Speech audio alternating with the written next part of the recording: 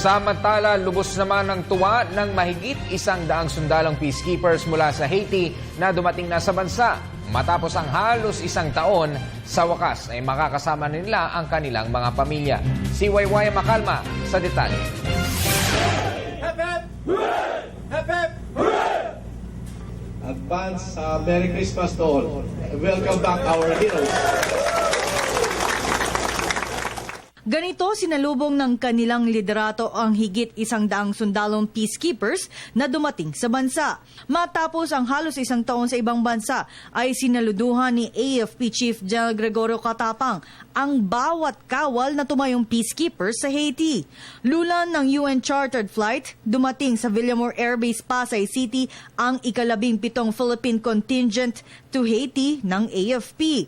Si Captain Luz Viminda Camacho ang nanguna sa kanilang misyon. Siya rin ang kauna-unahang babaeng naging head ng AFP peacekeepers sa ibang bansa. Para kay Captain Camacho, wala silang naging problema sa loob ng higit 10 buwan sa Haiti, hindi tulad sa nangyari sa kapwa nila sundalo sa Golan Heights. Sa kabila niyan ay maganda ang naging relasyon nila sa mga kapwa nila peacekeepers at hindi rin naging balakid ang kanyang pagiging babae bilang hepe ng Pilipinong peacekeeper sa Haiti. Katunayan, hinihikayat rin niya ang kapwa niya babae na nais magsilbi sa bayan. Hinihikayat ko pa ang mga kababaihan para magsilbi kasi being the first female contingent commander in the United Nations, naipakita natin na tayong mga Pilipino ay masigasig sa ating paglilingkod sa ating bayan. Ayon naman kay Colonel Roberto Angcan, ang head ng AFP Peacekeeping Operations, maganda ang naging feedback mula sa United Nations sa pag-alis ng mga Pilipinong peacekeepers at maging kay Captain Camacho.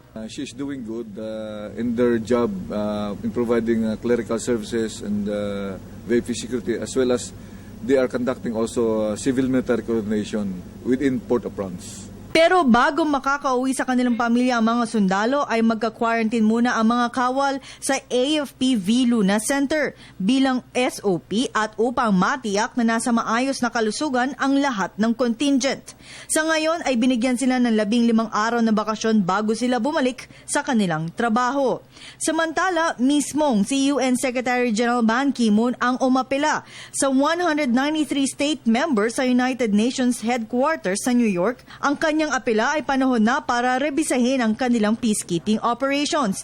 Ito matapos ang serye ng kidnapping sa mga peacekeepers, partikular na sa Golan Heights kamakailan, kagaya sa nangyari sa mga Pilipino at Fijian peacekeepers. Para kay Colonel Angcan, ito ay isang magandang hakbang para sa AFP na kung saan nalagay sa alanganin ang mga buhay ng mga sundalong AFP.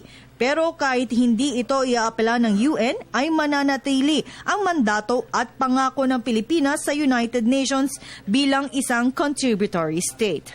Para sa Telebisyon ng Bayan, Waywaya Macalma.